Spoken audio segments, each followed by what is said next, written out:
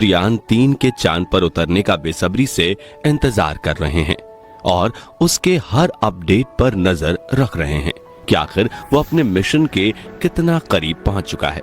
लेकिन इसी दौरान ऑस्ट्रेलियन स्पेस एजेंसी ने अपने ट्विटर पेज पर एक ऐसी तस्वीर शेयर की है जिसके चलते पूरे देश में टेंशन का माहौल बन गया है। जी हां, ऑस्ट्रेलिया के समुद्री तट पर गुंबद के आकार की एक विशाल रहस्यमय चीज समुद्र में बहकर आई है। इसके बारे में कहा जा रहा है कि ये इसरो के चंद्रयान-3 का हिस्सा है। वहीं कुछ लोग इसे चंद्रयान-3 को स्पेस में ले जाने के लिए इस्तेमाल किए गए पोलर सैटेलाइट लॉन्च व्हीकल यानी PSLV रॉकेट का हिस्सा मान रहे हैं। अब सवाल यह है कि क्या ये मलबा सच में चंद्रयान-3 का ही एक हिस्सा है?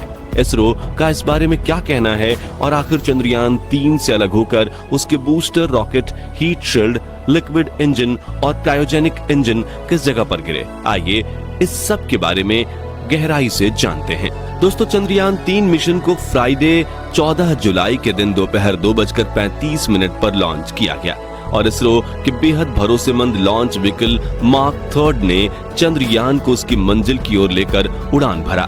अब जिसने भी इस लॉन्चिंग इवेंट को देखा होगा, उन्होंने रॉकेट, हीट शील्ड या लिक्विड इंजन को चंद्रयान-3 से अलग होते हुए जरूर ध्यान दिया होगा। ऐसे में उनके मन में ये सवाल आना लाजमी है कि आखिर ये सब चंद्रयान-3 से अलग होकर गए कहां? तो असल में चंद्रयान-3 से जो चीजें सबसे पहले अलग हुई थी वो था उसके निचले हिस्से में लगा बूस्टर रॉकेट। इस बूस्टर रॉकेट का नाम इसरो ने S-200 रखा था, जो मेन रॉकेट के दोनों तरफ अटैच था। लॉन्चिंग के 2 मिनट और 7 सेकंड पर जब चंद्रयान-3 62.17 किलोमीटर की ऊंचाई पर था, तब उससे बूस्टर रॉकेट्स अलग हो गए और इन रॉकेट्स की लंबाई 26.22 मीटर थी, जिसे मशीन के द्वारा मेन रॉकेट से अलग किया गया। साथ ही ये उस समय अलग होकर पृथ्वी पर गिरे थे जब चंद्रयान-3 अपनी दिशा से थोड़ा मुड़ना शुरू किया था। अब सवाल यह है कि आखिर ये पृथ्वी की किस जगह पर गिरे? अब इसरो के मुताबिक ये बूस्टर रॉकेट्स बंगाल की खाड़ी में गिरे हुए हैं। इन्हें सॉफ्टवेयर और पैराशूट की मदद से इसरो के साइंटिस्ट ने उस जगह गिराया था ताकि इससे कोई भी नुकसान ना हो। अब इन्हें जल्द ही नौसेना या इंडियन कोस्ट गार्ड ढूंढ निकालेंगे।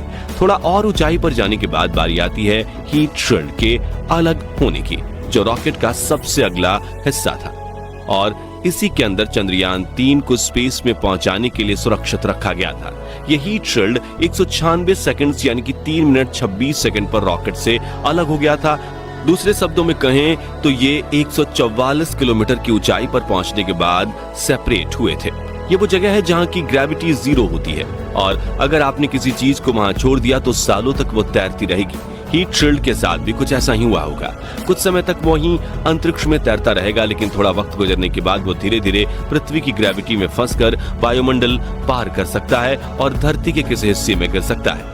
लेकिन आपको बता दें कि जब भी धरती से कोई चीज अंतरिक्ष में भेजी जाती है तो वो उसी रूप में या उतनी ही मात्रा में धरती पर वापस नहीं आती जितना उसे भेजा जाता है, क्योंकि वायुमंडल में एंटर करते ही उसे बहुत तेज गर्म हवाओं और प्रेशर से गुजरना पड़ता है। उस पर इतना ज्यादा प्रेशर और फ्रिक्शन पड़ता है कि उस चीज में आग लगने की संभावना बहुत ही ज्यादा बढ़ जाती है। ऐसे में अगर हीट शील्ड पृथ्वी के वायुमंडल में एंटर करती है तो भारी प्रेशर और फ्रिक्शन की वजह से उसके काफी हिस्से जलकर राख हो जाएंगे और इसका कुछ सिर्फ पार्ट ही पृथ्वी की सतह तक पहुंच पाएगा, जिसे हमारे साइंटिस्ट ट्रैक करके किसी सुरक्षित जगह पर गिरा देंगे। तो अब बात करते हैं लिक्विड इंजन यानी कि मेन इंजन की। ये रॉकेट का लिक्विड स्टेज इंजन है जिसका नाम है L-110। L-110 चंद्रयान को पृथ्वी से 175 किलोमीटर की ऊंचाई तक पहुंचाकर अलग हो गया था और जिस समय से ये उससे सेपरेट हुआ था तब रॉकेट को लॉन्च होते हुए लगभग 5 मिनट ही बीते थे।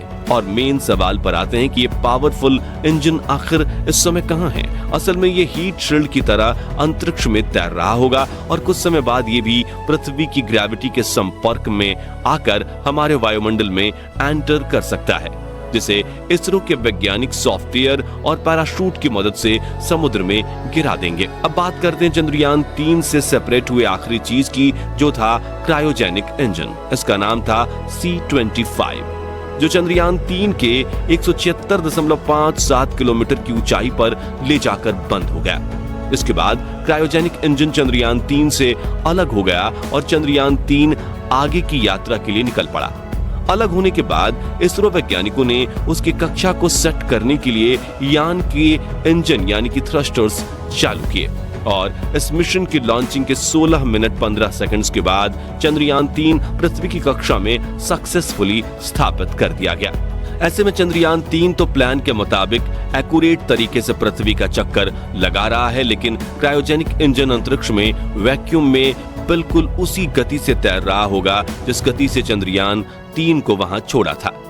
इस हिस्से को अंतरिक्ष में से पृथ्वी पर आने में थोड़ा समय लगेगा। हालांकि इसरो के साइंटिस्ट्स उसे ट्रैक करने की कोशिश में लगे हुए हैं। आपको बता दें कि किसी भी रॉकेट के लॉन्च होने के बाद उसके हर हिस्से पर नजर रखी जाती है, जिससे फायदा ये होता है कि वो कब कहां गिरेगा इसके बारे में पता लगाया जा सकता है, ताकि जब रॉकेट का हिस्सा जो अंतरिक्ष में है वो वायुमंडल पार करके नीचे आए तो किसी को इससे नुकसान ना हो या किसी के घर, एरोप्लेन, शिप या आबादी वाले इलाके में ना गिरे। अब आपने चंद्रयान से जुड़े सारे पार्ट्स के बारे में जान लिया और वो अभी कहां पर मौजूद हैं इनके बारे में भी पता चल गया। लेकिन फिर ऑस्ट्रेलिया के समुद्र तट पर मिलने वाली वो चीज क्या है जिसे चंद्रयान 3 का हिस्सा बताया जा रहा है? दरअसल वेस्टर्न ऑस्ट्रेलिया के ज्यूरिन बे को बीच पर एक बड़ी सी सिलिंड्रिकल चीज मिली है जिसके बारे में अलग अलग तरह के कयास लगाए जा रहे हैं। मिस्टीरियस चीज के मिलने के बाद ऑस्ट्रेलियन स्पेस एजेंसी ने ट्वीट करते हुए कहा था कि वो ज्यूरिन बे के पास समुद्र तट पर मिली इस चीज के बारे में जांच कर रहे हैं, जो हो सकता है कि किसी विदेशी स्पेस लॉन्च व्हीकल से रिलेटेड कोई चीज हो।